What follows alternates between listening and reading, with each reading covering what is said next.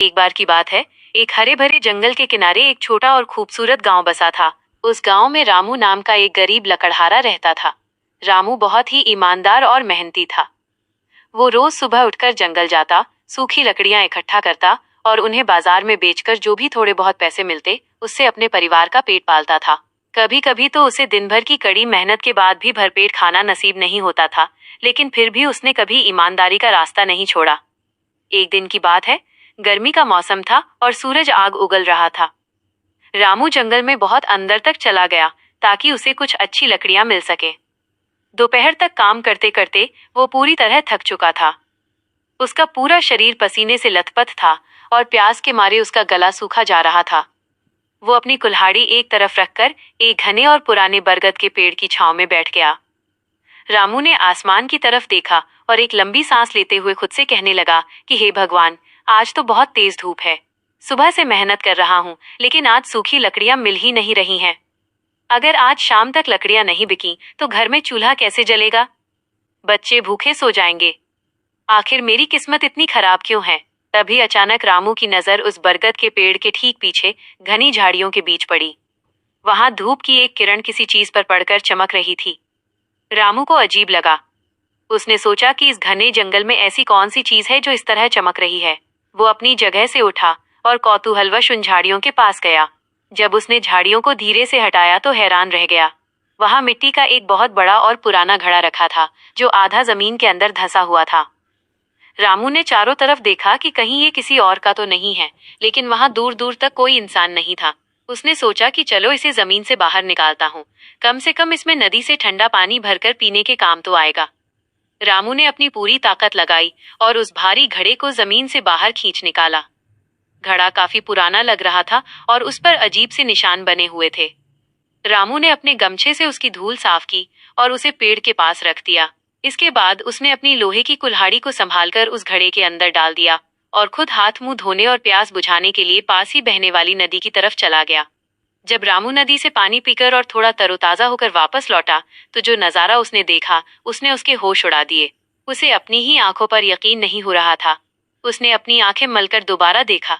घड़े के अंदर सिर्फ उसकी एक कुल्हाड़ी नहीं थी, बल्कि पूरा का पूरा घड़ा चमचमाती हुई लोहे की कुल्हाड़ियों से ऊपर तक भरा हुआ था। रामू डर के मारे 2 कदम पीछे हट गया। उसने कांपती हुई आवाज में कहा कि अरे बाप रे, यह क्या चमत्कार है? मैंने तो घड़े में सिर्फ एक कुल्हाड़ी रखी थी, लेकिन अब इसमें एक दो नहीं बल्कि सैकड़ों कुल्हाड़ियां भरी पड़ी हैं। क्या ये घड़ा कोई भूतिया चीज है या जादुई?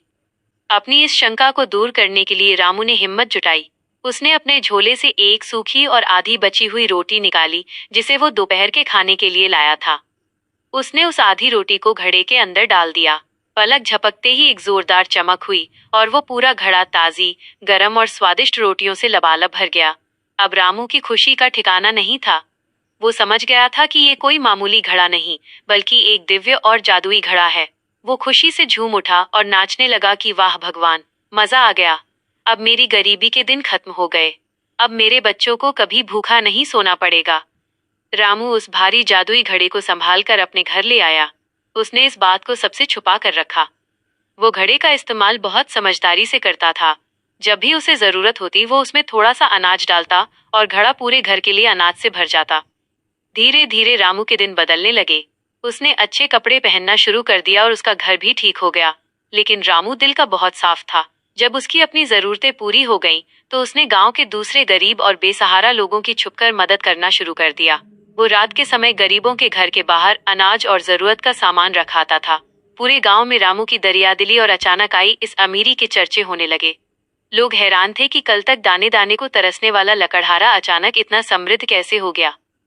यह बात उड़ते उड़ते गांव के लालची और क्रूर जमींदार भानु सिंह के कानों तक भी पहुंच गई। जमींदार बहुत ही घमंडी और मतलबी इंसान था, जो हमेशा गरीबों का खून चूसकर अमीर बनता था। उसे ये बात बिल्कुल हजम नहीं हुई कि एक मामूली लकड़हारा उससे ज्यादा लोकप्रिय और सुखी कैसे हो रहा है। जमींदार ने अपने सबसे चालाक नौकर को बुलाया और गुस्से में कहा कि जाओ और उस रामू पर नजर रखो। पता लगाओ कि उसके पास इतना पैसा और अनाज कहाँ से आ रहा है। जरूर वो कोई चोरी कर रहा है या उसे कोई खजाना मिला है। जो भी हो, मुझे पूरी खबर चाहिए। नौकर ने हामी भरी और उसी रात रामू के घर की खिड़की के पीछे छुपकर बैठ गया। थोड़ी ही देर में उसने देखा कि रामू ने घड़े में सोने का एक छोटा सा सिक्का डाला और देखते ही देखते घड़े से सोने के सिक्कों की बारिश होने लगी। नौकर की आंखें फटी की फटी रह गईं। उसने तुरंत जाकर जमींदार को इस जादुई घड़े की सारी कहानी बता दी। जादुई घड़े की बात सुनते ही जमींदार के मन में भयंकर लालच आ गया। उसने सोचा कि अगर वो घड़ा मेरे पास आ जाए तो मैं इस पूरे राज्य का सबसे अमीर और शक्तिशाली आदमी बन जाऊंगा। उसी रात जमींदार अपने कुछ लठैतों और गुंडों को लेकर जबरदस्ती रामू के घर में घुस गया। रामू और उसका परिवार डर के मारे एक कोने में दुबक गए। जमींदार ने चिल्लाकर कहा कि रामू, मुझे सब पता चल चुका है। ये जादुई घड़ा सरकारी जमीन से मिला है, इसलिए इस पर सिर्फ मेरा हक है। इसे चुपचाप मेरे हवाले कर दो, वरना तुम्हारा अंजाम बहुत बुरा होगा। रामू ने जमींदार के पैर पकड़ लिए और रोते हुए विनती की कि हुजूर, ऐसा मत कीजिए। ये घड़ा भगवान का आशीर्वाद है, इससे मैं सिर्फ गरीबों की मदद करता हूँ। इसे मत ले जाइए। लेकिन लालची जमींदार ने रामू को लात मारकर पीछे धकेल दिया और अपने गुंडों से कहकर वो भारी घड़ा उठवाया और हंसते हुए अपने महल की तरफ चला गया।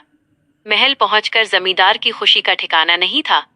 उसने सारे पहरेदारों को कमरे से बाहर भेज दिया और खुद घड़े के सामने बैठ गया। वो लालच में अंधा हो चुका था। उसने सोचा कि मैं इसमें अपनी तिजोरी के सारे सोने चांदी के गहने डाल दूंगा ताकि वे करोड़ों गुना बढ़ जाएं। वो ये देखने के लिए घड़े के मुंह के बिल्कुल ऊपर झुक गया कि घड़ा अंदर से कैसा दिखता है और उसमें कितना स्पेस है।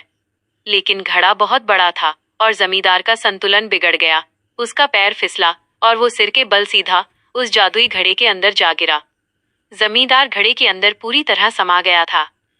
वो घबरा गया और अंदर से जोर जोर से चिल्लाने लगा कि अरे बचाओ, कोई है, मुझे बाहर निकालो, मैं इस घड़े के अंदर गिर गया हूँ। घड़े की बनावट ऐसी थी कि वो खुद बाहर नहीं निकल पा रहा था। तभी घड़े का जादू शुरू हो गया। घड़े के नियम के अनुसार जो भी चीज उसके अंदर जाती थी वो उसकी सैकड़ों कॉपियां बना देता था। पलक झपकते ही घड़े के अंदर से एक जमींदार बाहर निकला, फिर दूसरा, फिर तीसरा, फिर चौथा। देखते ही देखते घड़े में से एक ही शक्ल, एक ही कदकाठी और एक जैसे कपड़ों वाले सो जमींदार बाहर निकल आए। पूरा कमरा जमींदारों से भर गया। अब असली कौन था और नकली कौन, ये पहचानना नामुमकिन था। जैसे ही सब बाहर आए, उन सबके अंदर जमींदार वाला ही लालच और घमंड था। पहला जमींदार चिल्लाया कि यह मेरा महल है, तुम सब पाखंडी यहाँ से भाग जाओ। इस पर दूसरा जमींदार चीखा कि चुप कर, मैं असली जमींदार हूँ, ये तिजोरी मेरी है। तीसरे ने कहा कि तुम सब झूठ बोल रहे हो, असली राजा मैं हूँ और ये जादुई घड़ा मेरा है। दौलत और महल के लालच में वे सभी सो जमींदार आपस में ही बुरी तरह लड़ने झगड़ने लगे। किसी ने किसी का कॉलर पकड़ा तो कोई एक दूसरे पर मुक्के बरसाने लगा। महल में चारों तरफ चीख पुकार मच गई। वे एक दूसरे पर कीमती बर्तन, कुर्सियां और तलवारें फेंकने लगे। पूरा महल तहस नहस हो गया। इसी भयंकर लड़ाई और आपाधापी के बीच एक जमींदार ने दूसरे को धक्का दिया और वो सीधे जाकर उस जादुई घड़े से टकराया। भारी टक्कर लगते ही वो जादुई मिट्टी का घड़ा जमीन पर गिरा और बड़े धमाके के साथ चकनाचूर हो गया। जैसे ही घड़ा टूटा, उसका जादू हमेशा के लिए खत्म हो गया। लेकिन वे सो जमींदार अब भी आपस में लड़ रहे थे और उन्होंने मार मार कर एक दूसरे को लहूलुहान कर दिया था। जमींदार का सारा घमंड, उसकी दौलत और उसका सुकून उसी लालच की वजह से हमेशा के लिए नष्ट हो गया। अगले दिन सुबह जब ये खबर पूरे गांव में फैली तो रामू भी महल के बाहर पहुंचा। उसने देखा कि लालची जमींदार अपने ही लालच के जाल में फंसकर बर्बाद हो चुका था और अब वो किसी को परेशान करने की हालत में नहीं था। रामू ने आसमान की तरफ हाथ जोड़े और कहा कि भगवान, आप जो भी करते हैं बहुत सोच समझकर करते हैं। लालच का अंत हमेशा बुरा ही होता है। अच्छा हुआ वो घड़ा टूट गया, वरना वो इंसान को हैवान बना देता। मुझे जादुई घड़ा नहीं मिला तो कोई बात नहीं, मेरे पास मेरी मेहनत की कुल्हाड़ी और मेरा परिवार सुरक्षित है। रामू मुस्कुराया। उसने अपनी पुरानी लोहे की कुल्हाड़ी उठाई और कंधे पर रखकर खुशी खुशी एक नया गीत गुनगुनाते हुए जंगल की तरफ बढ़ गया। अब वो अपनी मेहनत की कमाई से बेहद संतुष्ट और खुश था। कहानी की सीख, मॉरल, लालच एक बहुत बुरी बला है। जो इंसान अपनी जरूरत से ज्यादा पाने के लालच में दूसरों का हक छीनता है, वो अपना सब कुछ खो बैठता है। सच्ची खुशी और सुकून हमेशा अपनी ईमानदारी और मेहनत की कमाई में ही मिलता है।